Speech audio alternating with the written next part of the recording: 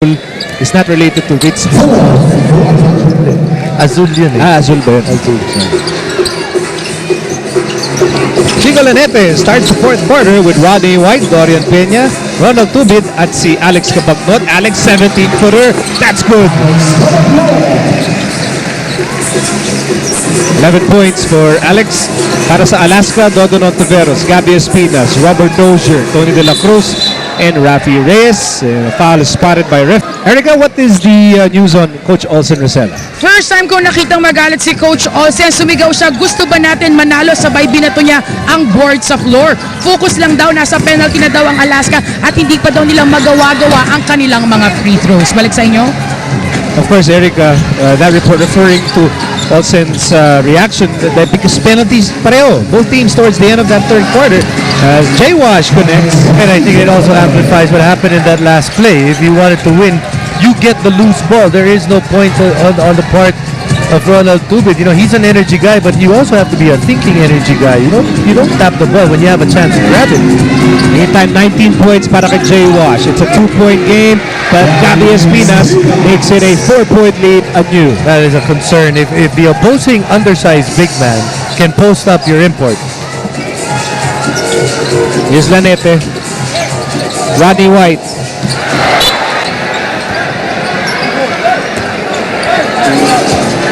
There's still a 4-point game. And Dondon sends it to Rafi Reyes. Reyes, Dozier, and now De La Cruz. We are in the initial moments of the fourth and final quarter. Reyes sends it to Dondon. Shot clock down to 3. Dondon sees it. He fires and misses. Rebound para kay Rodney White. The defense on the part of Petron dun sa possession na yun. Here's Cabagnot. On the move, all the way in and out.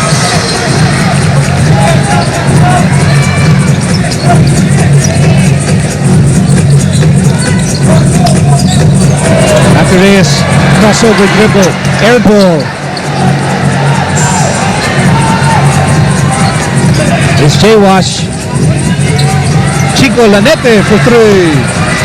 Missed it. Man. You have Jay Washington being guarded by Rafi Reyes. You got to go back there. Kita natin, nagmamadali itong Petron. Couple of one pass, and shot right away. Almost, but not quite. Yes, and it's up to you. It doesn't happen often in some people's PBA career that talagang alam mo na magkakaroon ka ng minutong gagamitin. Hindi daw napapahiya si Coach sa pag-step up nila from secondary role to taking bigger ones for the team. Balik sa inyo.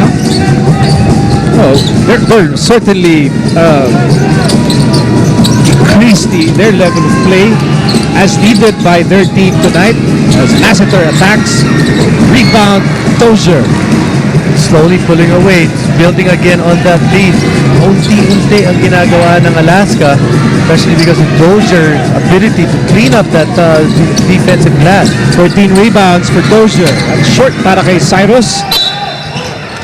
That will be a foul in the backcourt mula kay Tony De La Cruz. Nevertheless, Alaska lamang ng 6. 75-69. Only the first personal of Tony.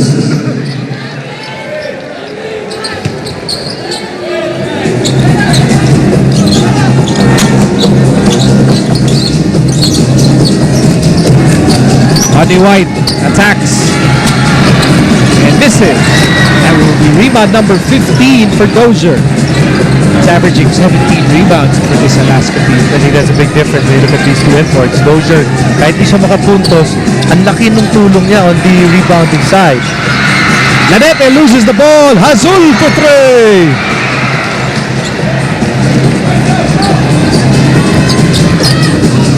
Lassiter sends it to Arwin and they'll reset with Chico Lanete. Lanete on the move.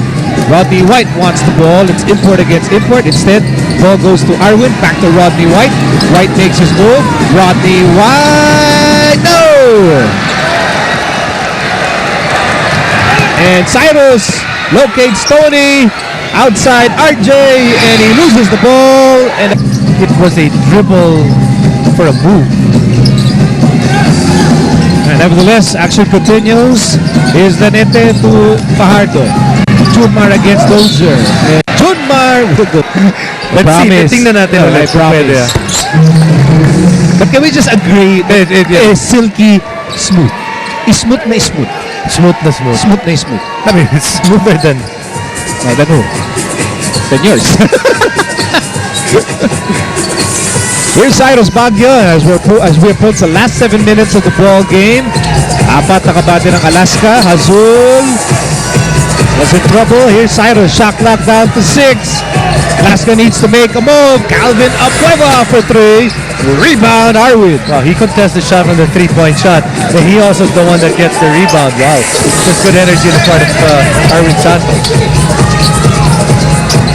By the way, Rodney White is back on the Petron bench as Petron goes to Fajardo. Outside, Arwin. Arwin for 3.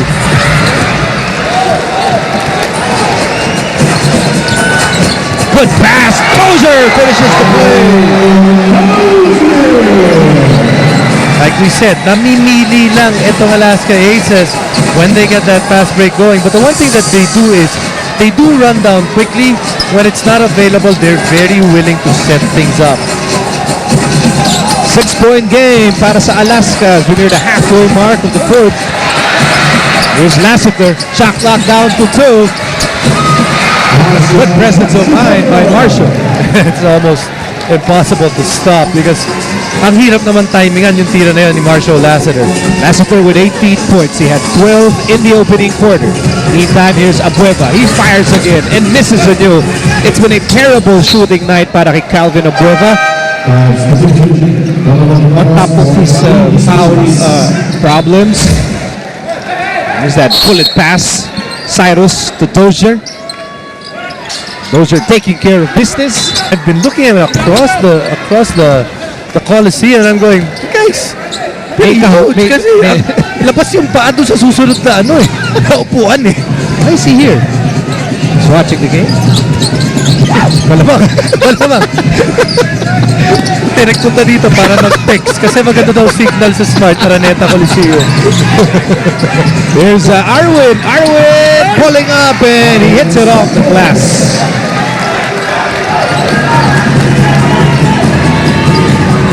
So it's a 3-point game as we near the 5-minute mark of the fourth.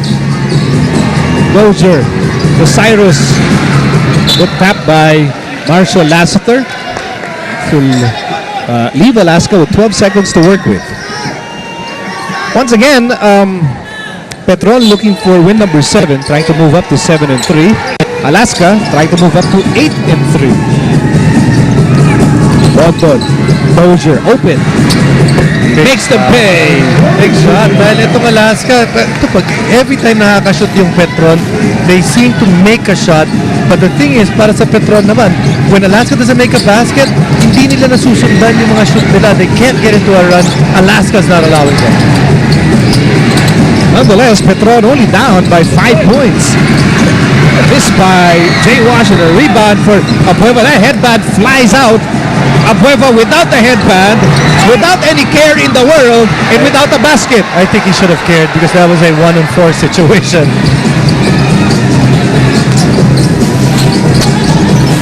And now it is weird to look at Abueva without that headband. And here's Junmar against a double team. Oh, good cut by Marshall Lassiter. Good cut, but also give credit to Junmar because, you know, binabantayan siya, double team, yung bumabantay sa kanya, almost yung laki niya, pero nakikita niya pa rin kung sinong dapat pasahan. This is just a 3-point ball game with 4 minutes to go in the fourth. Here's the point in this game in which Alaska seems to always get a basket every time kumidikit. Etong Petron, again there, a good play, good patient play. Magsulong ni Marod ng game. Malay mo. I think, Adam, you're on the wrong side if you... Because it seems this guy right here, I think he's a lock. I can't believe you mistook it for Carlo Trillo. It's like 3 times the size of Carlo Trillo, but you're right. It kind of looks like a Trillo. All right, here's Arwin. Arwin for 3. Go. And rebound, Marshall Lassiter. Bagong shot clock for Petron. Down by 5 points. Good help by the big man na bumaba para tumulong. Dozier needs to release that ball.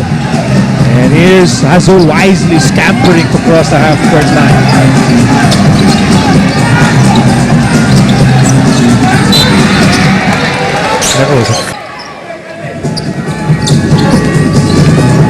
Azul, good pass.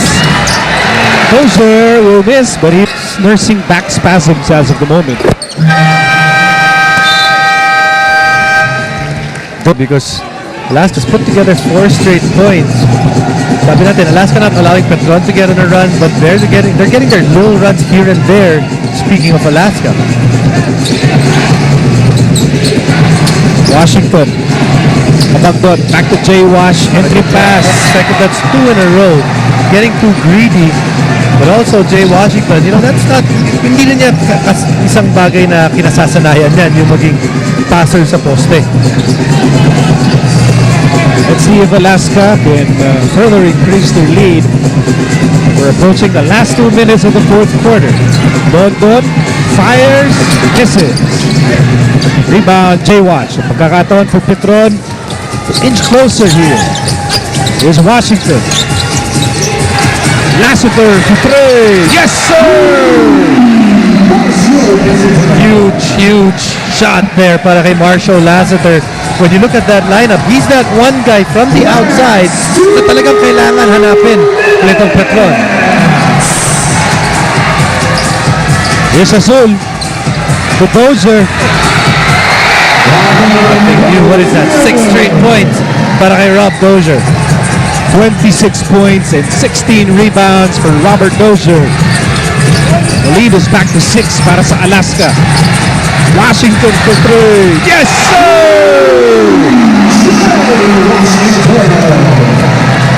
Just enough or just too much help on the part of Calvin Abueva to give enough space para kay Jay Washington. 3-point game para sa Alaska. Here's Baguio. Baguio thought about it.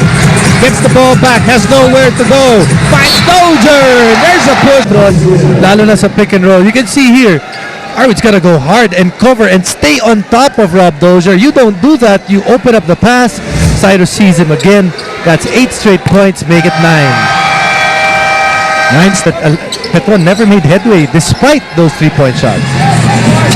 So Petron staring at the 6-point deficit.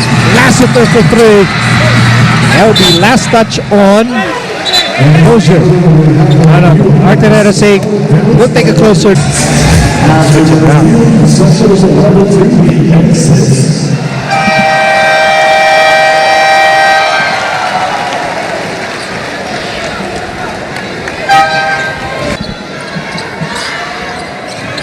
Here's Abueva. Alaska with a 6-point lead. Here's Azul. Not some time to shoot for the Aces. Yes. Azul really taking his time. He still don't have to go. He's still got 10 right now. Turnover. Lassiter. Hesitation move. Arwin. Kabagdot open for 3. No! And another rebound para kay Dozier. He's been the big difference so far. 18 rebounds. He has leaves a little bit of an opening here.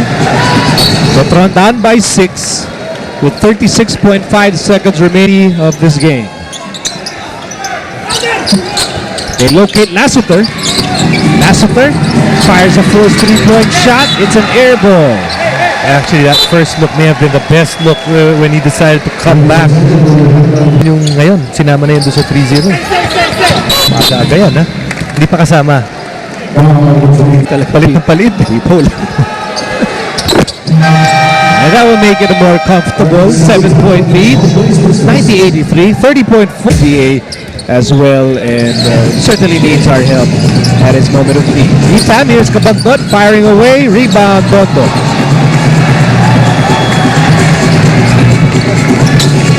Just want to add on to that little thing. Nakita natin na I mean, other than the greats as well, no, but one of the true elite scorers to come out of De La Salle, and There's a lot of scorers that have come out from De La Salle. And two gentlemen at that. Meantime, J-Wash will miss and Alaska will continue their mastery over Petron. Likewise, they will go on top of the team standings again.